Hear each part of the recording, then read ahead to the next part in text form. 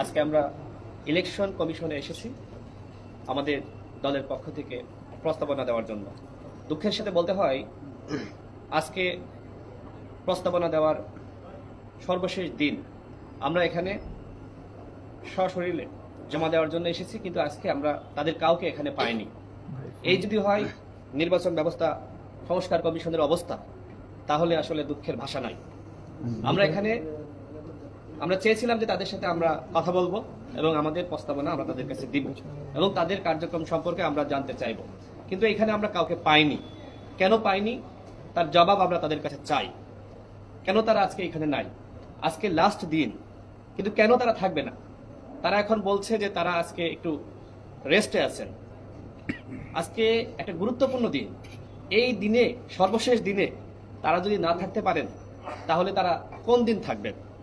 তারা যেভাবে আজকে আমাদেরকে চিঠি দিয়েছিলেন যে আজকে শেষ দিন, আমরা সেই মোতাবেক আজকে এসেছি। তো যাই হোক, আমরা ইমেইলে তাদের কাছে আমরা পাঠিয়ে দিয়েছি এবং আমরা তাদের কাছে, তারা যেখানেই থাকুক, আমরা সরাসরি তাদের কাছে আমরা আমাদের এই প্রস্তাবনা আমরা পাঠাবো এবং একই সাথে তাদের কাছে জানতে চাইবো কেন আমরা তাদেরকে এখানে পেলাম না এবং কেন এইভাবে একটি রাজনৈতিক দল এইভাবে হয়রানির শিকার হলো। আমি আপনাদের কাছে আমাদের যে প্রস্তাবনা সেটি আমি দলের পক্ষ থেকে আমি তুলে ধরছি। আমাদের 1 নম্বর প্রস্তাবনা, অবাধ, সুষ্ঠু ও নিরপেক্ষ নির্বাচনের স্বার্থে সংবিধানে নির্বাচনকালীন সরকার ব্যবস্থা অন্তর্ভুক্ত করা এবং সংসদে প্রতিনিধিত্বকারী রাজনৈতিক দলসমূহের ঐক্যমতের ভিত্তিতে নির্বাচনকালীন সরকার ব্যবস্থা গঠন করা। জুলাই বিপ্লবে গণহত্যাকারী ফ্যাসিস্ট আওয়ামী লীগ এবং তার দোসরদের নির্বাচনে অযোগ্য ঘোষণার বিধান সংযুক্ত করা। নির্বাচন কমিশনের সদস্য সংখ্যা বাড়ানো, সেক্ষেত্রে একজন প্রধান নির্বাচন কমিশনারের পাশাপাশি 8 বিভাগে 8 জন নিয়োগদান করা। নির্বাচন কমিশন গঠনের বর্তমান বিতর্কিত সার্চ কমিটির প্রক্রিয়া বাতিল করে রাজনৈতিক দল ও নাগরিকদের মতামতের ভিত্তিতে সার্চ কমিটি গঠনে আইন তৈরি করা।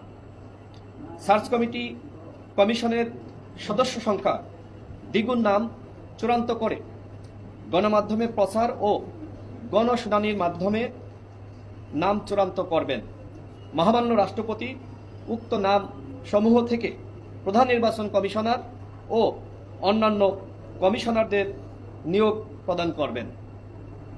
একই সাথে রাজনৈতিক দলসমূহের মতামতের ভিত্তিতে নির্বাচন কমিশনের সচিব নিয়োগ প্রদান করতে হবে।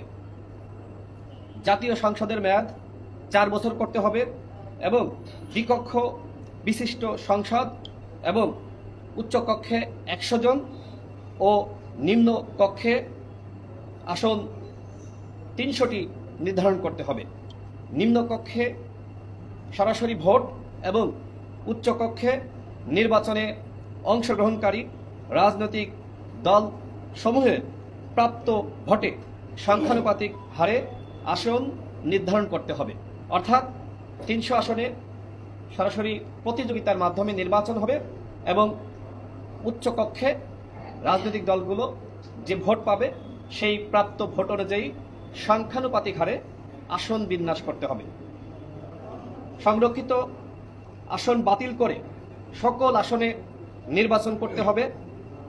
স্বীকৃত দুর্নীতিবাজ, অর্থ পাচারকারী, মাফিয়াদের নির্বাচনে অযোগ্য ঘোষণা করার বিধান সংযুক্ত করতে হবে। ইভিএম ব্যবস্থা বাতিল করতে হবে।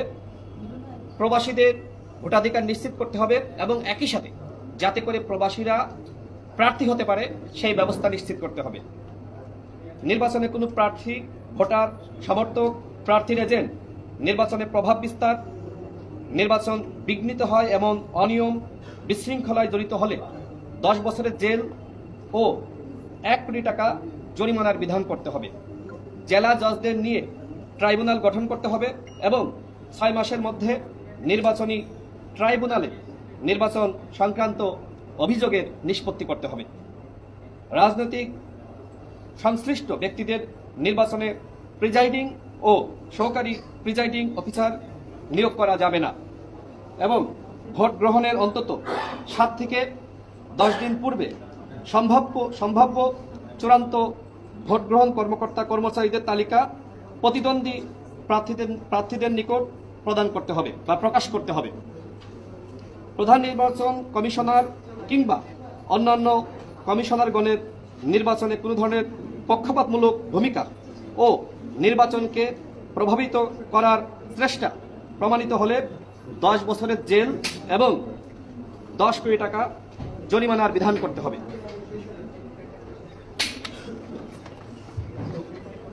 নির্বাচনের কার্যক্রম সুচারুভাবে সম্পূর্ণকরণে নির্বাচন কমিশনের স্বতন্ত্র ক্যাডার যেটি বিসিএস থেকে চালু করতে হবে ও প্রয়োজনীয় জনবল নিয়োগ করতে হবে। নির্বাচনকালীন সময়ে জনপ্রশাসন ও স্বরাষ্ট্র মন্ত্রণালয়কে পুরোপুরি নির্বাচন কমিশনের অধীনে ন্যস্ত করতে হবে। নির্বাচন কমিশন কর্তৃক ভোটে অনিয়ম, কারচুপি, ক্ষমতার অপব্যবহার, শাস্তিপ্রাপ্ত কাউকে আদালতের অনুমতি ব্যতীত শাস্তি প্রত্যাহার করা যাবে না। জাতীয় পরিচয়পত্রের সকল কার্যক্রম নির্বাচন কমিশনে ন্যস্ত করার পাশাপাশি এর নিরাপত্তা বিধানে নির্বাচন কমিশনকে প্রয়োজনীয় সকল সহযোগিতা প্রদান করতে হবে। জাতীয় নির্বাচনের দিন সহ আগের ও পরের দিন মিলিয়ে নির্বাচনের সময় 3 দিন ছুটি ঘোষণা করতে হবে।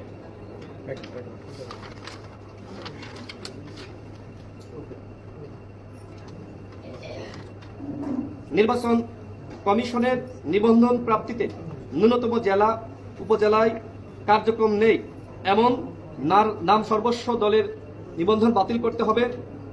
রাজনীতিতে কালো টাকা, পেশি শক্তির হ্রাস ও দুর্বৃত্তায়ন বন্ধে নির্বন্ধিত রাজনৈতিক দলসমূহকে বাৎসরিক বরাদ্দ প্রদান করতে হবে।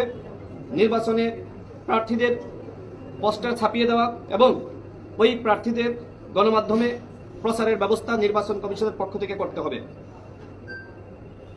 স্থানীয় নির্বাচনে দলীয় প্রতীক বাতিল করতে হবে।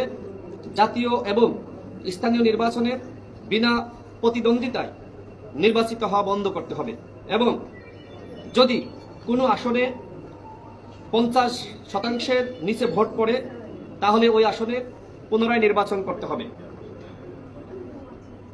গুরুতর অনিয়ম, কেন্দ্র দখল সহ নৈরাজ্যকর অনিয়ন্ত্রিত পরিস্থিতিতে সংশ্লিষ্ট কেন্দ্রের প্রিজাইডিং অফিসার ভোট গ্রহণ বন্ধ ঘোষণা করতে পারবেন। আমি আবারও পড়ছি, গুরুতর অনিয়ম, কেন্দ্র দখল সহ নৈরাজ্যকর অনিয়ন্ত্রিত পরিস্থিতিতে সংশ্লিষ্ট কেন্দ্রের প্রিজাইডিং অফিসার ভোট গ্রহণ বন্ধ ঘোষণা করতে পারবেন।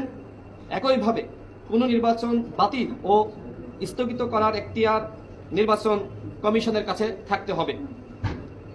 আরপিওতে নির্বাচনকালীন সময়ে সামরিক বাহিনীকে আইনশৃঙ্খলা বাহিনী হিসেবে অন্তর্ভুক্ত করতে হবে।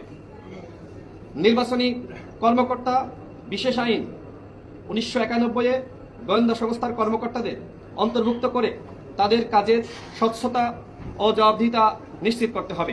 আমি আপনাদের উদ্দেশ্যে আবারও রিপিট করছি, যেহেতু আওয়ামী লীগ একটি গণহত্যাকারী দল, সুতরাং আওয়ামী লীগকে আগামী নির্বাচনে নামে বেনামে স্বতন্ত্রভাবে কোনোভাবেই অংশ নেওয়ার সুযোগ দেওয়া যাবে না এবং এই গণহত্যার দোষর জাতীয় পার্টি সহ 14 দলের যারা রয়েছে তাদেরকে বিচারের আগে এই আওয়ামী লীগ যে গণহত্যা চালিয়েছে সেই বিচার কার্য শেষ হওয়ার আগে কোনোভাবেই আওয়ামী লীগ এবং তার দোসররা নির্বাচনে অংশ নিতে পারবে না, সেই বিধান অবশ্যই নিশ্চিত করতে হবে। আপনাদের সকলকে ধন্যবাদ।